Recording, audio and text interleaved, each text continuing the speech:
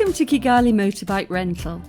Today, my friend Dominik is very kindly lending me a Hoajue Cyclone 250 to go and get used to it ahead of my first group ride. He's got a lot of different bikes and he's just added a Harley Davidson.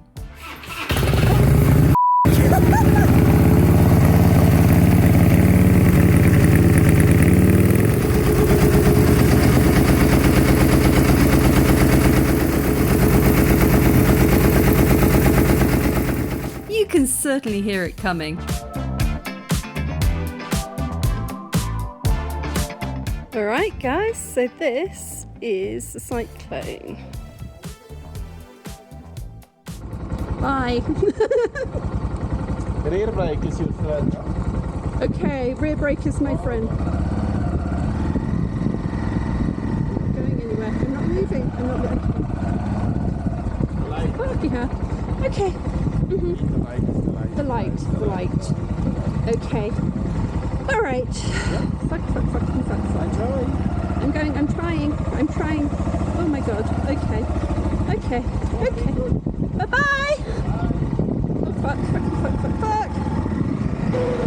Come on. Okay. So yes, just to say, Dominik has got a lot more faith in my abilities than I do. It's a constant source of amazement to me that he lets me loose on his bikes. Thankfully, the rental office is down a nice quiet street, so I have a couple of minutes to get used to it before I hit the highway.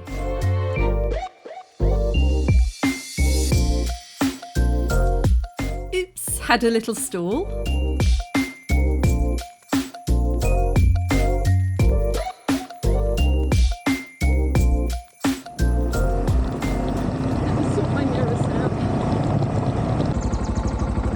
Gear. British system.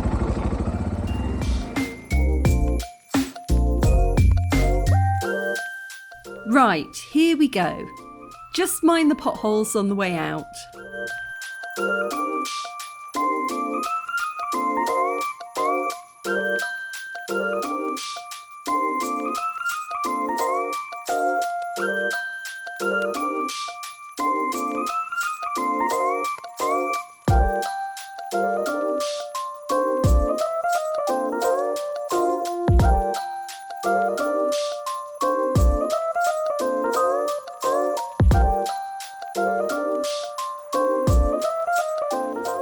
Okay, and away we go.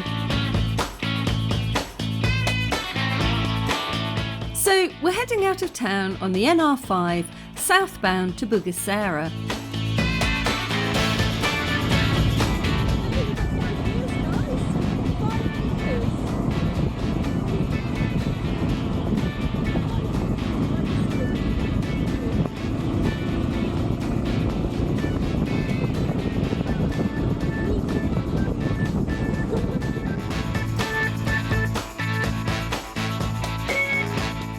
This is a really nice road to test a bike on because, as you'll see in a minute, there's some nice open lanes and usually not too much traffic.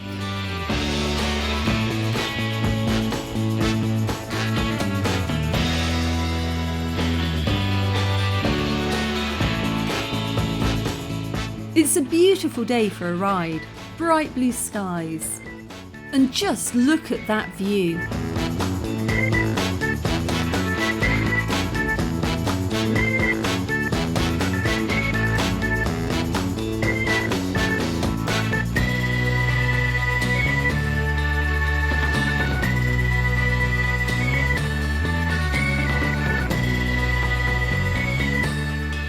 There's been an accident there. Not sure what happened, but hope everyone's okay.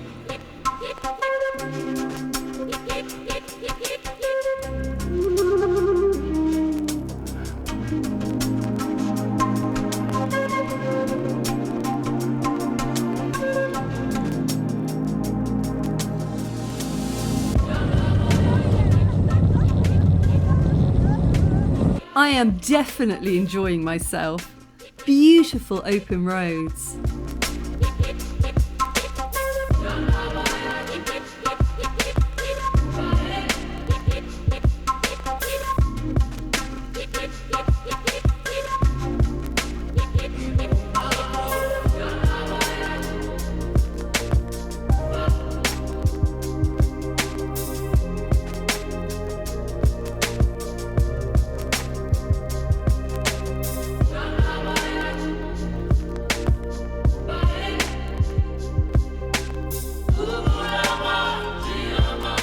dear, looks like they're having some problems with that lorry. Bit of a dodgy angle. Right, we're now driving out onto the wetlands. Another reason I love this stretch of road. Just green in every direction, with the mountains in the distance. This crosses over the Nyabarongo River.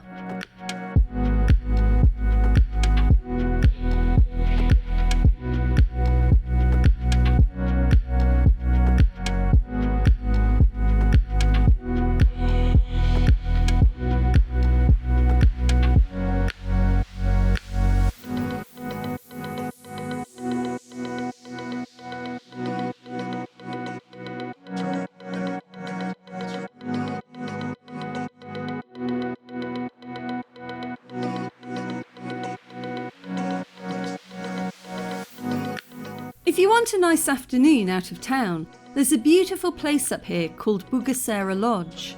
They do a spectacular lunch, which you need to book the day before. I'll leave the link below. They also have nice accommodation if you want to get out of the city without being too far from it.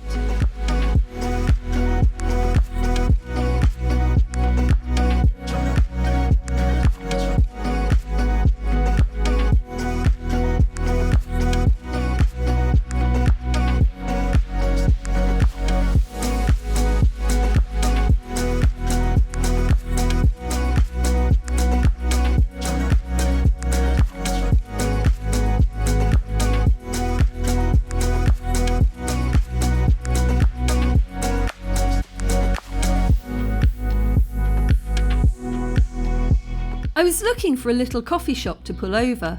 I saw this one on the left, but then noticed the car park was very gravelly. It's not a big deal, but as the road was wide open ahead of me, I thought I'd carry on for a bit.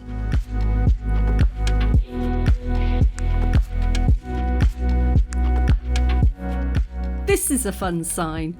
It says the Promised Land. I'm not too sure what they're promising, but it's fun.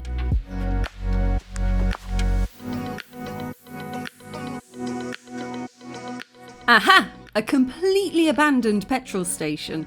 This looks like my kind of urbex.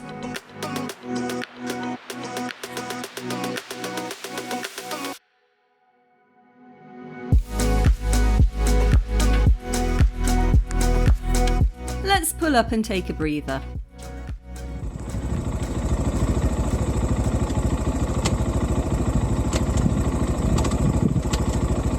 Oh, this is going to piss me off. Right. Okay, got it. Okay.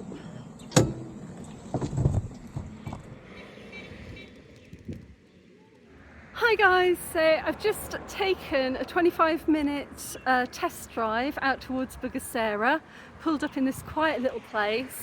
I'm enjoying myself. It's a very cute bike, it's very cool. I am getting used to the British gear system again. So in the UK, when you're driving a bike, you go down for first gear and then up 2, 3, 4, 5, down again, and neutral is just a half step between 1 and 2. Whereas on most of the Asian bikes, like the TVS I've been driving, it's neutrals at the bottom and then it's up 1, 2, 3, 4, down 1, 2, 3, 4. So it's not a big difference, but of course neutral's quite an important gear to find. So that's one that you're kind of messing about with a bit. I do wish it was just a bit easier to slip into neutral because, you know, it's so easy on British bikes just to overshoot neutral and hit second, or overshoot it or undershoot it and hit first. But it's coming back to me surprisingly easily. Yeah, it's not too different. It can definitely hit 80 easily. I sort of, it's one of those bikes, you've got to be a little bit careful because it's only 250, but I've just come up from a 150, so you know, you can definitely feel the difference. I'm loving it, I am. I love having the box on the back, the storage again. I guess one thing that makes me feel a little bit nervous, and I didn't really think about it till Dom pointed it out, is that, you know, if you go over on the TVS, I mean, that's not great, but you can kind of just step off the bike. Whereas with something like this, the seat is so deep and you've got the boxes on the back that if you go over, you know, if the bike goes over, you're definitely going with it. So yeah, I'm not planning to, but of course, you know, driving around here is a little bit crazy. But yeah, I'm very, very happy. It's a lot lower than the TVS. The TVS is like my leg height. This one I'm slightly crouching when I hit the ground. I'm gonna take it back into Kigali. And then the only part that I'm nervous about is trying to get it into my driveway, because my driveway is like that. And it's not getting it in. I think getting it in will probably be okay. It's getting it out again, because in order to get my bike out of the drive, I sit on it and I walk it backwards and I angle it so that I can then drive out of my driveway. But the problem is that there's a little dip in the concrete, and if I accidentally hit that, it's really hard to push even the TVS out of it again. And the TVS is a bit lighter than this one, but then this one is lower, so maybe I'll get a bit more leg leverage. But I don't know, I'm having a lovely time. It's a beautiful day. I'm going to take it back into Kigali, hoping I won't hit rush hour, but I think I am about to hit the school run, which will definitely be a test of my gear changing skill.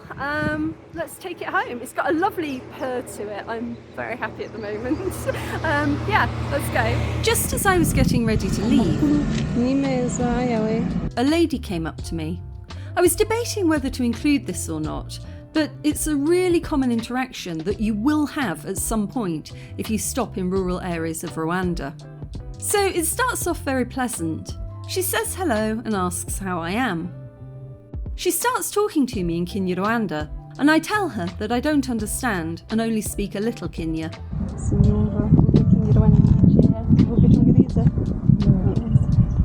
It soon becomes clear that she's asking me to take her to the next village.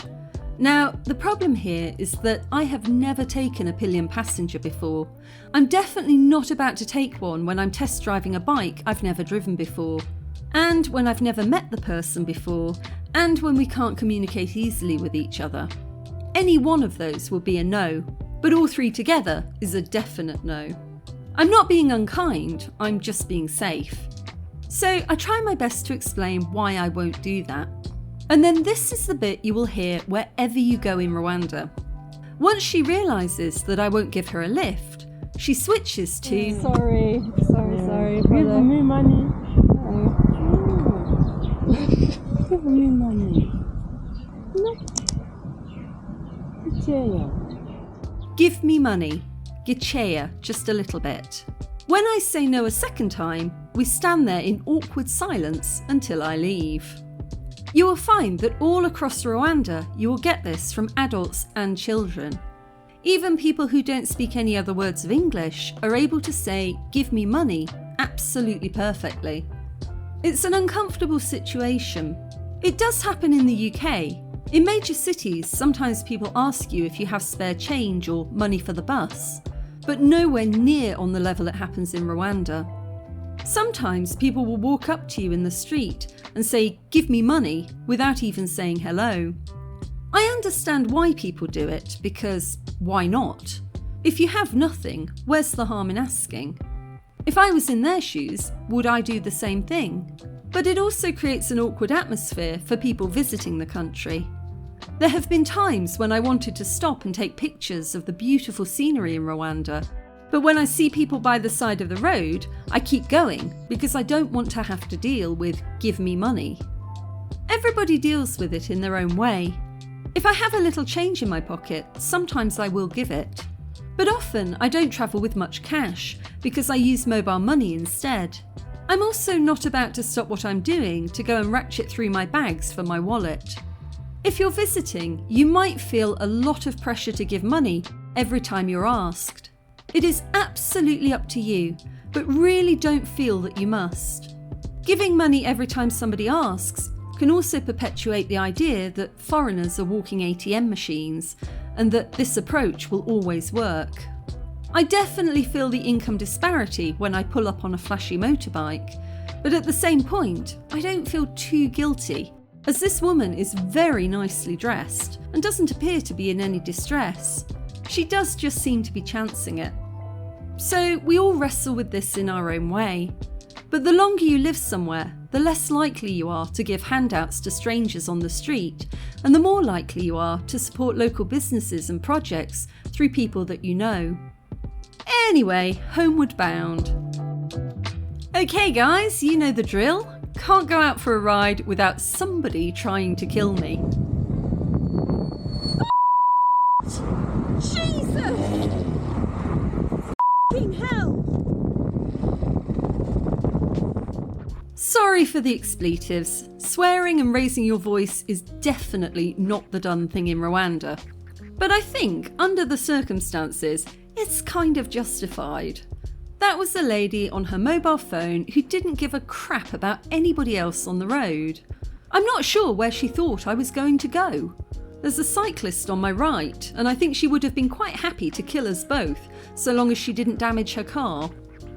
You see this all the time in Rwanda. In 2020, the country held the number 15 spot in the world ranking for road fatalities, and it's easy to see why. In countries with low road fatalities, they teach defensive driving techniques. Defensive driving techniques means that you're trying to stay safe yourself and keep others safe on the road. You're thinking, get where you need to go safely, even if it means you need to slow down and give way. The opposite of that is aggressive driving, which is where you're thinking, I'm the most important person on the road and everybody else should get out of the way.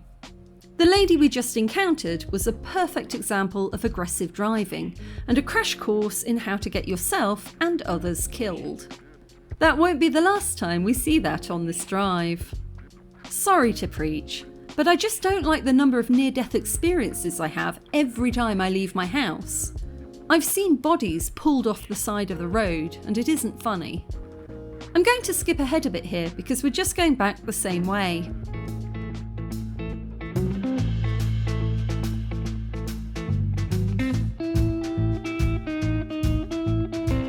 Oh, look at that sky. Time to get a shimmy on.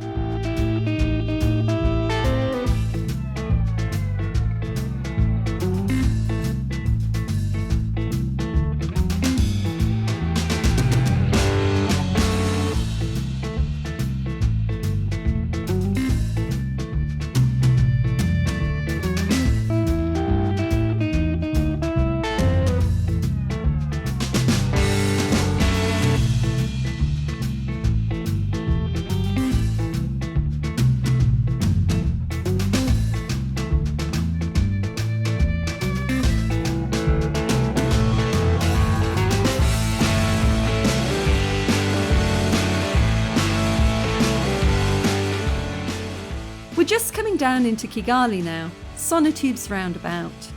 You've got to be a bit careful with this kind of weather. It makes you want to race home as fast as you can, but you need to slow down and keep an eye on the road.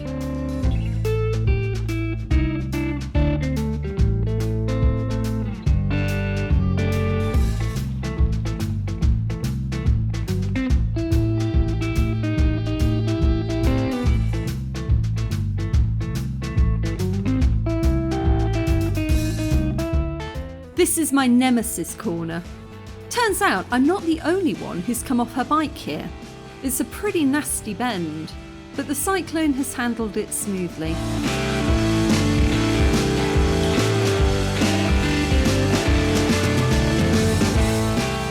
And here we go with another dreadful driver.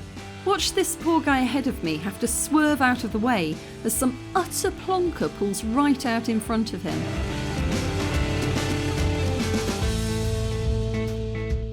Being stuck behind a slow-moving lorry on a single-lane road is annoying, and it's 90% of driving here, but that's still no excuse for putting other people in danger. Wow, the wind is really picking up. Look at all those leaves. We don't really have deciduous trees here, so when it starts to look like autumn, you know there's a storm coming.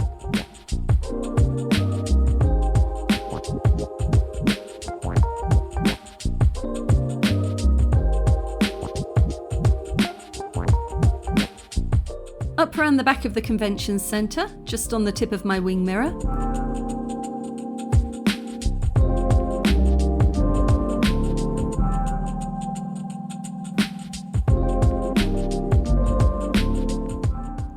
I encountered a bit of a problem when I got home.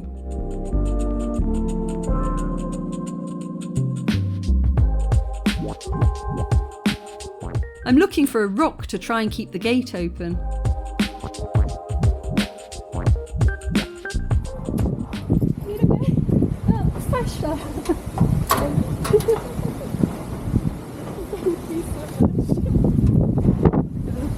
This absolute hero came to help me. I love this neighbourhood.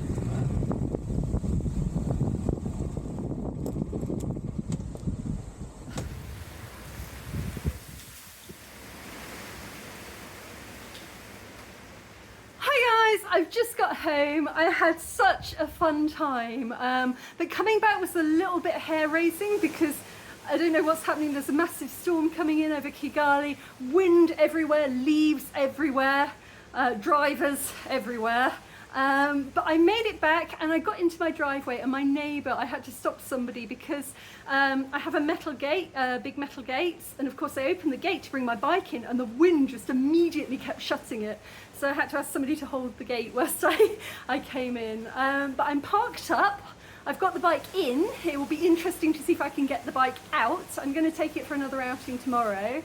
I love it. I think it's amazing. I think the thing that I love the most about it is I like the TVS, but when you corner, you feel yourself you really feel yourself going. Whereas with this bike, it's got that nice big fat tank at the front and it's very low to the ground. So it's a bit shorter than the bike that I did my big girl test on, the Suzuki 650.